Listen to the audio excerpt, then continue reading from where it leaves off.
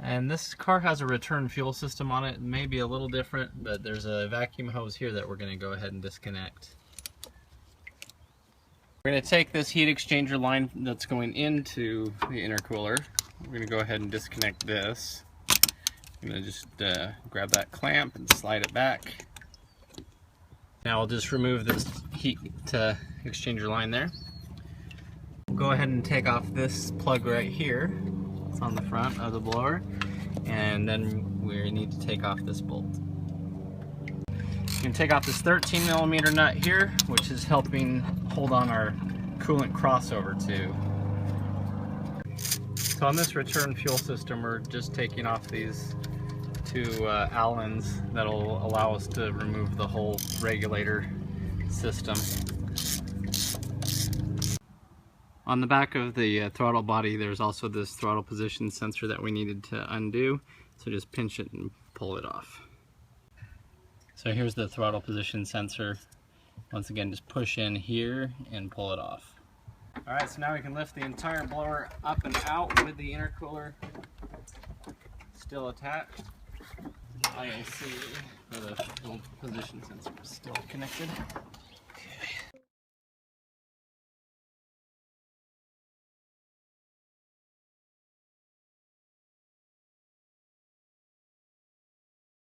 Alright, next we're going to disconnect the inner belt so that we can get it off of the air conditioning compressor and the power steering.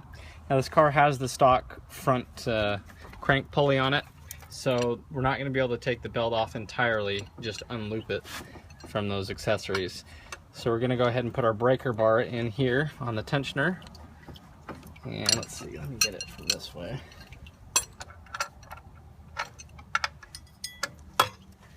And make sure that this goes all the way in, because I've seen a lot of these tensioners break because they're not all the way in.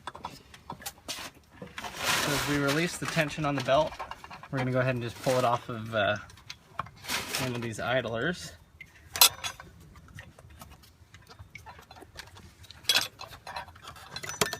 There we go. Okay. So now the belt is loose.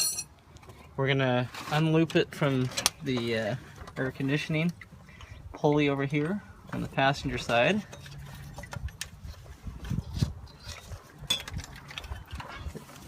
That should be good. And over here off of the power steering on the driver's side. So we just want to make sure the belt's not on those two accessories.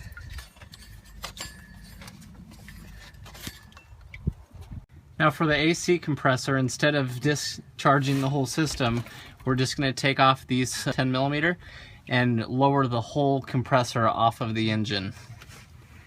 It'll still be attached by the lines. Okay, the AC compressor itself has a switch on it that we're disconnecting, and so it pulls out this way. It has a tab on the top that we had to lift up on. So we actually came in from this top side with a screwdriver to lift it up and then pulled it out. The bolts have come out now for the, well, there's actually 3 bolts here for the AC compressor. We took these 2 out. They'll drop all the way out. This third one will get stuck as it hits the sway bar, but as long as it's out and the AC compressor can be dropped out of the way, then you're good. Right here in front of the AC compressor is our crank position sensor. So you just pinch the end there on the back and pull it straight off. Alright, we have a bracket here for the engine harness. It's on the front that we're going to be taking off here. So with this nut off, we can get the bracket off that holds the engine harness. Now on that same thread we have another 13mm bolt here, and it's holding on the bracket for the heat exchanger lines. Okay, so in here by the oil filter, this is called the oil filter adapter where it screws into, and we're going to remove this hose right here, and by doing so it's going to take off this area that has the thermostat in it and the hose going up top. So it'll get this whole hose assembly out of our way. So just squeeze this band as we have been doing and just move it out of the way. So now we'll take this coolant line off at the top.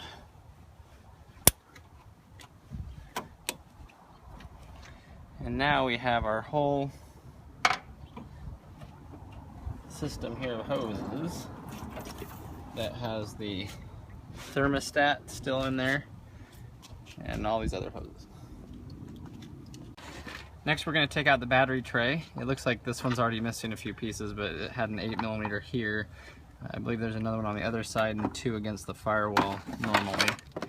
So with that out of the way, now we have good exposure to our alternator bolt.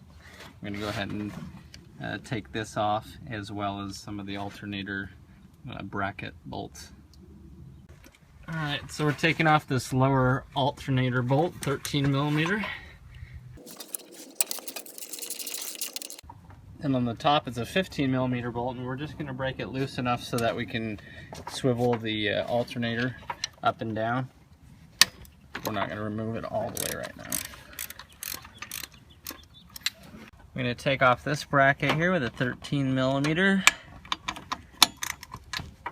Part of the alternator bracket, but this is holding a wiring harness in place.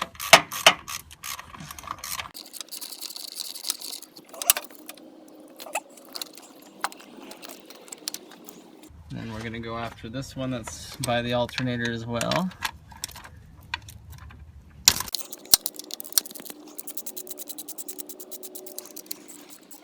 Now we're taking off the alternator brackets as well for that whole bracket system. There's a 10mm down here and then one up top. And then this top alternator bracket bolt.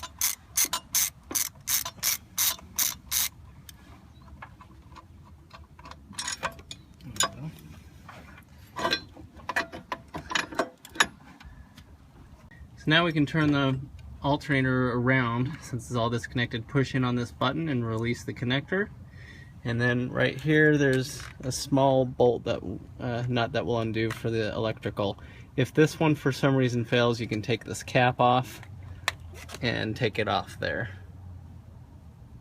Next to the oil filter we have this connector here that goes in there, so you just pinch on the very front part of it and remove it. So once again, just a clip here at the top that you push in. So now we're going to drop the power steering pump, and there's something really important about this. Okay, so you have 2 upper bolts that you can take out all the way, but when you get to the bottom bolts, there's one back right here, and it can come out all the way. However, there's another one here that's hard to see, where I'm pointing my finger right there, towards the left, towards the middle of the screen. Okay, right here. This bolt is right up against this power steering line, so you have to take this bolt out very last. And the reason why is you have to take the other bolts out, and then as you're taking this one out, it only can move about 1 inch. So what you're doing is, as you're loosening this last bolt, it's dropping the whole power steering pump down with it. So it's the same when you go to put it back on the car. That now has to be the first bolt that you tighten, and then you can put the other ones in. If you try to take this bolt out first, it's going to hit the power steering line, and if you weren't paying attention, you could even bend the line. So we took all the other 3 bolts out for this power steering pump, and now I'm taking the last bolt out, as I said, and it's dropping the whole power steering pump with it as this bolt's coming out. And like I said, that's the only way you can get this one out, because it's right up against that line. And I'll show you the wrench that I'm using.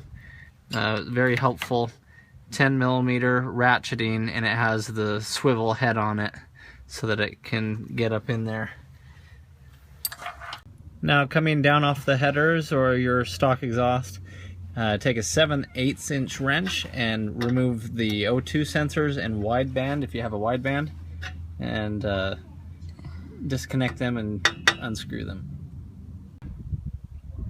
Next, we're going to remove this cross brace that goes underneath here.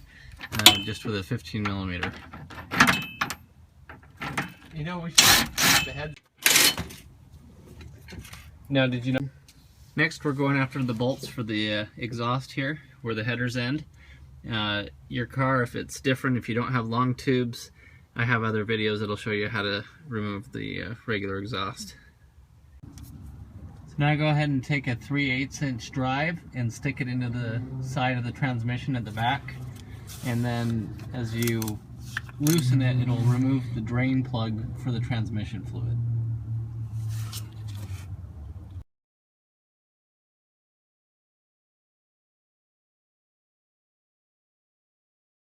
Next, we're going to lift the rear of the car in the air so that we can disconnect the drive shaft. We're lifting on these torque boxes back here.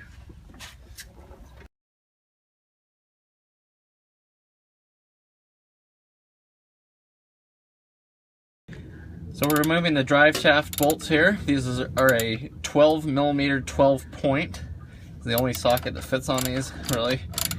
And so we're going to take each one out, put the car in neutral, turn the wheels in the drive shaft to expose the next bolt, pull the e-brake, put it in gear, just lock it so that you can get the next bolt off, and then once that bolt's out, same thing. Put the car back in neutral with the brakes off, turn the wheels or whatever you need to do to move the drive shaft to expose the next bolt. After all 4 of these are off, you just simply take the drive shaft and bring it down off of the flange. So we removed all 4 12 millimeter 12 point bolts out of here for the drive shaft. We had to rotate the drive shaft to expose them all. And so now you just lift forward towards the front of the car and it will come off of this. So now the drive shaft will come down and we can slide it out of its housing. It might lose a little transmission fluid, but we already drained it, so. Anyway, the drive shaft's out. So this is the connector for the reverse switch. Comes apart like this and goes into the side of the transmission. Okay, we're going to disconnect the rear O2 sensors as well while we're back here. Just unplug them. There's also an electrical connector on the driver's side of the transmission here. Towards the back. From inside the car, take off the shift knob by unscrewing it counterclockwise. Then remove this tray by pulling very evenly on these clips. You'll have a cigarette lighter in here that you need to unplug. You just pinch the connector right there, just pinch it on the top. Now this is out of the way. Next we're going to remove the shifter here. And so we're going to take out these 4 bolts here. I think they were 8 millimeter. Just remove these 4 8 millimeter bolts. We'll get this plate off and then we'll be able to take the shifter off. Now you can remove this plate off of the shifter.